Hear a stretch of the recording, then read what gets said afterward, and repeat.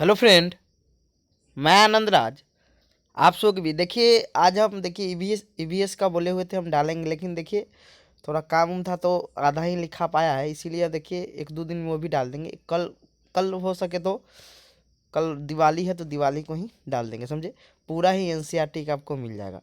देखिए आज हम आपका देखिए प्रैक्टिस सेट का देखिए सीटेट में जितना ज़्यादा आप क्वेश्चन का प्रैक्टिस कीजिएगा उतना ज़्यादा आपको फ़ायदा होगा। तो देखिए सीडीपी का यानी बाल विकास और शिक्षा शास्त्र का देखिए हम 30 क्वेश्चन का प्रैक्टिस सेट लेकर आए। देखिए आपको इसमें देखिए जितना क्वेश्चन आप सेट मारिएगा ना उतना ज़्यादा आपका क्वेश्चन का कॉन्सेप्ट क्लियर होगा, जिससे आपको सब चीज़ दिमाग में आ जाएगा, समझे।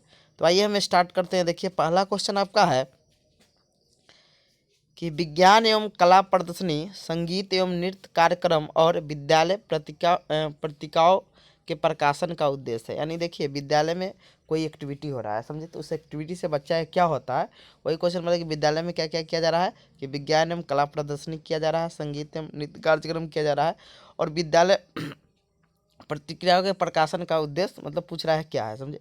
पहला ऑप्शन है विद्यालय का नाम को देखिए, ये हो गया नाम। देखिए सीटेट में जो पॉजिटिव होता है यानी जो सबके लिए लागू हो, समझे, वही आंसर सही होता है। देखिए विद्यालय का नाम कमाना, विद्यालय का मेन उद्देश्य विद्यालय का नाम कमाना, देखिए ये सब चीज़ है, लेकिन विद्यालय का नाम कमाना मेन उद्देश्य नहीं होता है, समझे। अभिभावक को संतुष्ट करना ये भी नहीं होता। देखिए तीसरा का ऑप्शन है शिक्षार्थियों के लिए एक सृजनात्मक मार्ग प्रदान करा। सृजनात्मक मतलब बच्चा में एक क्रिएटिव माइंड उत्पन्न करना कि बच्चा विभिन्न दिशाओं में जा सके, समझे, इसीलिए ये सब प्रोग्राम किया जाता है। जो ऑप्शन सबसे बेटर है आपका ए का सी नंबर हो जाएगा, समझे। चौथा है विद्यालय विद्यार्थियों को विभिन्न व्यवसायों के लिए तैयार। देखिए इससे व्यवसाय तैयार नहीं होगा, समझे, समझे, ये आपका व्यवसाय नहीं है। आपका ये होगा विद्यार्थियों के लिए एक सृजनात्मक मार्ग प्रदान करना। ये दूसरा क्वेश्चन देखते हैं। दूसरा क्वेश्चन है कि प्राथमिक स्तर पर एक शिक्षक में निम्नलिखित में से किसे सबसे महत्वपूर्ण विशेषता मानना चाहिए। पहला ऑप्शन है शिक्षण पद्धतियों और विषयों के ज्ञान में दक्षता, यानी शिक्षण पद्धति और अन्य विषयों मतलब विषयों की ज्ञान की दक्षता। देखिए कह रहा है कि सबसे मुख्य विशेषता बोल रहा है वो प्राथमिक कक्षा में, समझे। दूसरा का ऑप्शन है कि अति मानक भाषा में पढ़ाने, अति बच्चा सबको मानक में क्या पढ़ाना है, और शिक्षण विधि का बच्चा क्या जरूरी है पढ़ाने की, उसका ये भी जरूरी है। लेकिन सबसे बेटर आप ऑप्शन का ये याद रखिएगा कि उनमें धैर्य और दृढ़ता होना चाहिए, समझे। यानी बच्चा को कितना बार ही पूछे, कितना बार आपको परेशान करे, आप में धैर्य यानी पेशेंस होना चाहिए, तभी आप में प्राथमिक कक्षा की सबसे प्रमुख विशेषता यही होता है, समझे। तो दो का क्या हो जाएगा आपका डी नंबर हो जाएगा।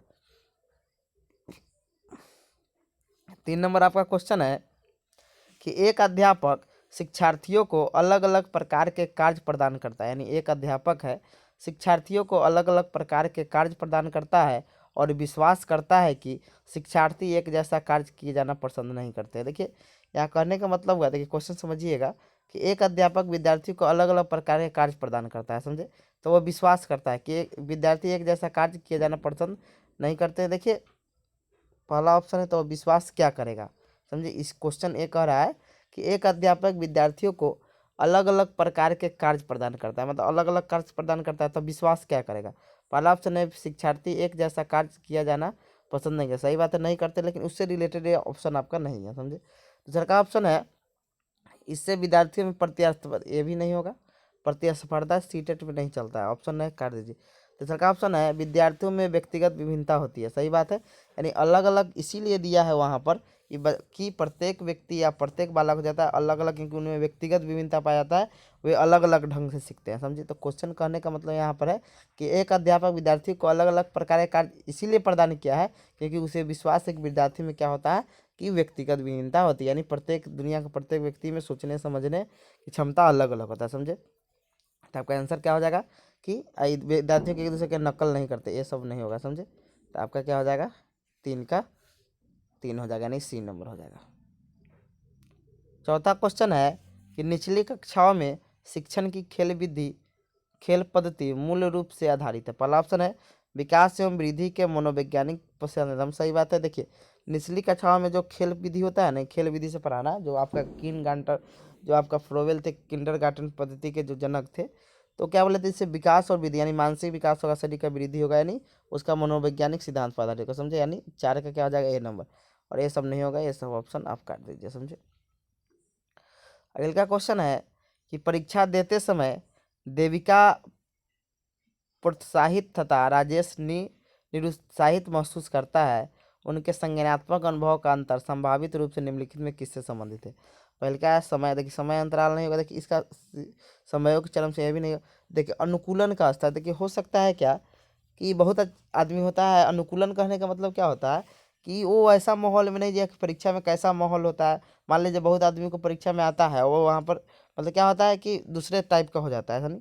वही कह रहा है कि परीक्षा देते समय देविका प्रोत्साहित है यानी खुश है, और आपका राजेश क्या है कि दुखी है। तो इसका क्या कारण हो सकता है, तो अनुकूलन का स्तर, वो बच्चा अनुकूल सबसे मतलब अनुकूलन मतलब राजेश का अच्छा नहीं हुआ होगा और देविका का होगा, ये देविका प्रोत्साहित है और राजेश क्या है निरुत्साहित है। तो 5 क्या हो जाएगा आपका सी नंबर हो जाएगा। 6 नंबर क्वेश्चन है कि पियाजे के अनुसार निम्नलिखित में से कौन सी अवस्था में बच्चा अमूर्त, देखिए अमूर्त जैसे बोलेगा ना, अमूर्त मतलब बच्चा बिना देखे हुए कोई चीज़ पर चिंतन करने लगे, तो आपका चौथा अवस्था होता है। यानी देखिए पियाजे 4 अवस्था दिए थे, संवेदी प्रेरक अवस्था, पूर्व संक्रियात्मक अवस्था, सबका एज भी दिया हुआ है, समझे। फिर उसके बाद दिए हुए थे पूर्व मूर्त संक्रियात्मक अवस्था, और लास्ट आपका जो था औपचारिक संक्रियात्मक अवस्था, इसी में बच्चा अमूर्त चिंतन करता है, समझे। यानी औपचारिक संक्रियात्मक यानी फॉर्मल ऑपरेशनल स्टेज यानी 11 वर्ष से जो ऊपर होता है, इसी में बच्चा क्या करता है आपका, तो अमूर्त चिंतन करता है। अगला क्या है कि बोलने को प्रभावित करने वाले गतिज विकारों के, देखिए बोलने से जो मतलब बोलने में किसी को दिक्कत हो जाता है, उसे अपेक्सिया कहा जाता है। क्या कहा जाता है उसको, अपेक्सिया। क्या उसको कहेंगे, अपेक्सिया, याद रखिएगा, अपेक्सिया कहा जाता है। 8 नंबर क्वेश्चन है कि कृतिका अक्सर घर में ज़्यादा बात नहीं करती है, लेकिन विद्यालय में वह काफ़ी बात करती है। यह दर्शाता है कि, देखिए कहने का मतलब हुआ, कह रहा है कृतिका जो है ना अक्सर घर में ज़्यादा बात नहीं करती है, लेकिन विद्यालय में वह काफ़ी बात करती है। दर्शाता है कि पहला है कृतिका को अपना घर, देखिए कैसे अपना घर नहीं पसंद होगा, उनके विचारों का, देखिए सही बात है कि कृतिका को विद्यालय में उनके विचारों को मान्यता मिलता होगा, समझे। तो यही आंसर आपका हो जाएगा। और ये सब क्या है कि ये सब बात करने का अवसर ऐसा नहीं, अवसर कैसे, ये तो होगा नहीं, विद्यार्थी में मांगते, ये सब होगा नहीं। तो आपका क्या हो जाएगा, 8 का बी नंबर हो जाएगा। 9 नंबर है कि स्वर्णलीनता में शामिल, देखिए स्वर्णलीनता क्या होता है समझिएगा सिंपल भाषा में। देखिए स्वर्णलीनता का मतलब होता है आप में सामाजिक विकास अच्छा से नहीं हुआ, तो जी वही में स्वर्णलीनता मतलब बच्चा स्वयं में ही अपने में खुश नहीं रहता है। तो इससे क्या होता है, समझे। देखिए एक बहुत बच्चा होगा किसी से बातचीत करना नहीं चाहेगा, मतलब समझे, यानी घर ही में घुसल रहेगा। यानी कहने का मतलब होगा कि स्वर्णलीनता में क्या होता है कि वो सामाजिक संबंध मतलब सामाजिक विकास उसका उतना अच्छा नहीं होता है, जिससे वह क्या करता है कि किसी संबंध स्थापित नहीं कर सकता है। मान लीजिए बहुत बच्चा देखिएगा किसी से जल्दी बात नहीं करेगा, समझे। तो कोई बच्चा रहेगा एकदम किसी से बतिया लेगा अनजान सबसे, तो उसमें स्वलीनता का मतलब स्वलीनता में शामिल क्या होता है कि संबंध जोड़ने की नियोक्ता होता है। मतलब बच्चा क्या करता है किसी से रिलेशन नहीं जोड़ सकता है, समझे। यानी संबंध जोड़ने की नियोक्ता क्या कहलाता है आपका, स्वलीनता कहलाता है, समझे। यानी 9 का क्या हो जाएगा, डी नंबर हो जाएगा। 10 नंबर आपका है निम्नलिखित में से किस अवस्था में बच्चे अपने समवयस्क समूह पीर के रूप के सक्रिय, देखिए समवयस्क समूह के सक्रिय बोलेगा ना, सक्रिय कहने का मतलब होता है कि एक्टिव हमेशा। तो यानी ये आपका किशोरावस्था हो जाएगा, क्या हो जाएगा आपका, किशोरावस्था हो जाएगा। 10 नंबर क्वेश्चन है निम्नलिखित में से कौन सा कौशल संवेगात्मक बुद्धि से संबंधित नहीं नहीं बोल रहा है। पहला ऑप्शन है संवेगों की जानकारी, सही बात है। इसमें ये पता चलता है संवेगों का प्रबंधन कैसे हमको मतलब उसका मैनेजमेंट करना है, ये भी सही है। कब संवेग का ये सब चीज़ मतलब अब मान लीजिए संवेग का प्रबंधन आपका नहीं रहेगा तो कोई आदमी मान लीजिए मर गया, वहाँ पर जाके आप हंसने लगिएगा, मार मार कर दे हाथ तोड़ देगा, हड्डी उड्डी सब छटका देगा। यानी संवेग का आप पर कंट्रोल भी होना चाहिए, कैसे उसको मतलब मैनेजमेंट करना है, समझे। संवेगों का आलोचना ये नहीं है, संवेग का इसमें आलोचना नहीं होता है, ये गलत हो जाएगा, समझे। शरणार्थियों के साथ नैतिकपूर्ण संबंध यानी बताता है कि हमें अपने को साथ अच्छा व्यवहार करना चाहिए, समझे। संवेगात्मक जो बुद्धि होता है, यानी 11 क्या हो जाएगा आपका सी नंबर, यानी आलोचना वाला नहीं होगा। 12 नंबर क्वेश्चन है कि एक बच्चा अतीत की समान परिस्थितियों में की गई अनुक्रिया के आधार पर नई स्थिति के प्रति अनुक्रिया करता है, यह किससे संबंधित, यानी कह रहा है कि पूर्व ज्ञान के आधार पर नए ज्ञान को जोड़ रहा है। तो देखिए जो थॉर्नडाइक थे ना, वो 3 मुख्य नियम दिए थे और 5 द्वितीयक नियम या गौण नियम जिसे बोला जाता है दिए थे, समझे। उसी में आपका सीखने का जो सारदिशता का नियम था, इसमें बोले हुए थे क्या कि बच्चा मतलब पूर्व ज्ञान के आधार पर मतलब नए ज्ञान को जल्दी सीख लेता है, समझे। तो ये आपका 12 का सी नंबर हो जाएगा, समझे। और ये आपका हो गया प्रभाव का नियम, तत्परता का नियम और अभ्यास का नियम, मुख्य नियम था। और उसी में आपका 5 गो नियम था, जिसमें आपका एक था सर्वदिष्टा का नियम, दूसरा का था विवृत्ति का नियम, उसी में छोटे रखना मतलब 5 गो उसमें था, समझे। तो 12 का आपका क्या हो जाएगा, तो सी नंबर हो जाएगा। ये 13 नंबर में आते हैं। 13 नंबर आपका क्वेश्चन है कि लड़कियां अपने परिवार में एक अच्छी बेटी, बहन, दोस्त और पत्नी और माँ बनना सीखती है। यह अधिगम निम्नलिखित में किस प्रक्रिया है? देखिए, आप लोग सामाजिकरण जानते हैं। सामाजिकरण के कारण ही ना आप लड़की अपने परिवार में एक अच्छी बेटी, बहन, दोस्त, पत्नी दूसरा से देखकर, समझे, यानी सामाजिकरण से ही किसके द्वारा बनती है? तो सामाजिकरण से, यानी 13 का क्या हो जाएगा? सी नंबर हो जाएगा। 14 नंबर है कि विशेष आवश्यकता वाले बच्चों को शिक्षा उपलब्ध। देखिए, विशेष आवश्यकता वाला बच्चों को एकदम आँख में एकदम सम्मान बच्चा के साथ इसको पढ़ाना है। देख लीजिए, सामान्य बच्चा के साथ एकदम आँख मूंद के मार दीजिए, समझे। विशेष विद्यालय जहाँ भी रहे ऑप्शन में काट दीजिए, एकदम देखना ही नहीं आगे। 14 क्या आ जाएगा? सी नंबर। 15 नंबर है सीखी हुई विविधता, यानी सीखी हुई विविधता एक ऐसी स्थिति है जिसमें सीखी हुई विविधता क्या होता है? देखिए, मैंने पहले से आप कोई गलत धारणा बना लिए हुए, समझे, तो वही को सीखी हुई विविधता कहते हैं। तो इसमें क्या होता है? विद्यार्थी सोचते हैं कि भूतकाल में बार बार अनुत्तीर्ण रहने के कारण वे अनुत्तीर्ण हो जाएंगे। देखिए, सही बात है। इसमें क्या विद्यार्थी सोचेगा कि हम बार बार फेल हो रहे हैं ना, तो इस एग्जाम में भी फेल हो जाएंगे। इसी को सीखी हुई विविधता कहते हैं, समझे। इसी को क्या कहा जाता है? सीखी हुई विविधता। 16 नंबर आपका है कि डैश प्रतिभाशाली होने का संकेत नहीं है, नहीं पूछ रहा है। अभिव्यक्ति में निमित्त में अभिव्यक्ति किसी के साथ बातचीत कर लेता है, प्रतिभाशाली बच्चा, सही है। जिज्ञासा होता है, सृजनात्मक विचार, हाँ, दूसरे के साथ झगड़ना, ये सब मतलब ये चीज़ झगड़ना, ये चीज़ नहीं होगा, यानी 16 क्या आ जाएगा आपका आंसर? डी नंबर हो जाएगा। 17 नंबर क्वेश्चन है कि सिद्धांत के रूप में रचनावाद क्या है? पहला अनुकरण। देखिए, अनुकरण तो आपका रहता है, आपका अथी में चलता है, आपका स्किनर बोले हुए तो अनुकरण सीखता है, तो ये होगा नहीं। शिक्षार्थियों के संसार के प्रति अपने दृष्टिकोण, हाँ, ये होगा कि शिक्षार्थी अपने संसार के प्रति अपने दृष्टिकोण निर्मित करने की भूमिका पर बल देते हैं। ये सूचना याद ही तो होगा नहीं, मुख्य भूमिका होगा नहीं, तो यानी 2 का क्या हो जाएगा? बी नंबर हो जाएगा। 18 नंबर क्वेश्चन है निम्नलिखित में से कौन से कथन को सीखने की प्रक्रिया की विशेषता नहीं माननी चाहिए? मैंने नहीं बोला है। पहला है सीखना लक्ष्योन्मुखी, लक्ष्य, सही बात है, गोल ओरिएंटेड होता है, सही बात है। दूसरा है अनअधिगम, अधिगम बिना सीखे हुए हम सीखने की प्रक्रिया होता है, हम सीख सकते थे, ये भी सही है। शैक्षणिक संस्थान एक बार रास्ता जान, देखिए, ये जरूरी नहीं है आप घर पर ही सीख सकते हैं, तो ये गलत है। सीखना है व्यापक है आपका। 18 क्या आ जाएगा? सी नंबर आंसर हो जाएगा। 19 नंबर है पहले से सीखी हुई कौशल और नए कौशल के एक समान तत्व। देखिए, आप पहले जो चीज़ सीखे और नया जो सीख रहे हैं उसमें क्या है आपका? एक समान उपस्थिति का परिणाम है, समझे। तो उसे क्या कहते हैं? हम सामान्यीकृत। देखिए, सबको हम समझा देते। देखिए, एकदम हम जो बोल रहे हैं एकदम ध्यान से सुनिएगा। देखिए, जब हम पहले सीखी हुई कौशल, जब हम नया कौशल सीखते हैं, उसमें जब हमको फायदा देता है या उसमें हमको मतलब फायदा देता है या उसमें सहायक होता है, उसे हम सकारात्मक हस्तांतरण कहते हैं। क्या कहते हैं? सकारात्मक हस्तांतरण कहते हैं। पहले सीखी हुई चीज़ हम नया चीज सब सीखते हैं, तो उसमें जब हम बाधा उत्पन्न करता है या घाटा उत्पन्न करता है, उसे नकारात्मक बोला जाता है। क्या बोला जाता है? नकारात्मक।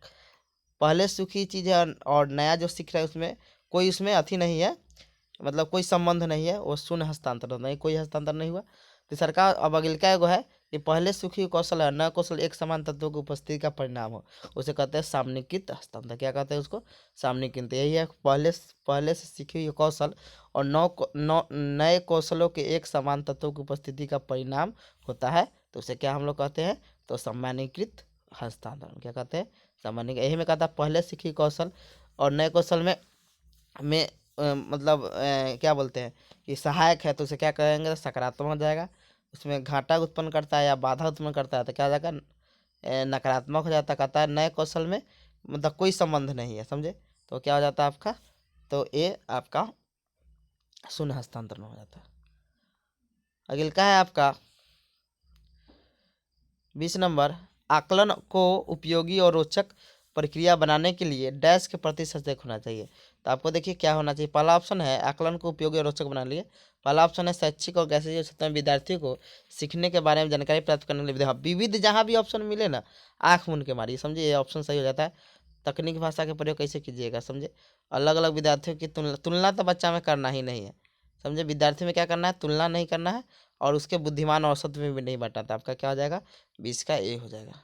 21 नंबर क्वेश्चन है कि प्रतिभाशाली विद्यार्थी समानता से अधिक कमजोर तो होते नहीं है, समानता में सीखते ये भी नहीं, बिना किसी सहायता से देखिए ये हो सकता है कि बिना किसी, देखिए आपका सी और डी में कन्फ्यूज होगा। डी नंबर में बोल देते हैं कि समाज के लिए होता है, समाज के लिए महत्वपूर्ण किसी भी, देखिए समाज के लिए तो महत्वपूर्ण है, लेकिन किसी भी क्षेत्र में देखिए जरूरी नहीं है कि वह स्वतः अच्छा निष्पादन नहीं परफॉर्मेंस दे, लेकिन बिना किसी सहायता के वो अपने सामर्थ्य का पूर्ण विकास कर सकते हैं। आपका एक ऐसे क्या हो जाएगा, सी हो सकता है, समझे, यानी सी, ये आपका करा किसी भी क्षेत्र में करा, इसीलिए नहीं होगा ये ऑप्शन। 22 नंबर है कि बच्चों के बौद्धिक विकास की 4 विशिष्ट अवस्था की किसने पहचान की थी, तो आपका ये किसने किया था पियाजे ने किया था, जिसमें 4 अवस्था दिया था, संवेदी प्रेरक अवस्था, पूर्व संक्रियात्मक अवस्था, मूर्त संक्रियात्मक अवस्था और अमूर्त संक्रियात्मक अवस्था, समझे। एरिक्सन आपका मनोसामाजिक विकास का सिद्धांत दिए थे, कोहलबर्ग नैतिक विकास का सिद्धांत दिए थे, स्किनर क्रिया पशु का सिद्धांत दिए, जो आपका कबूतर या आपका कबूतर या आपका चूहा पर मतलब अथी पर प्रयोग किए हुए थे, समझे।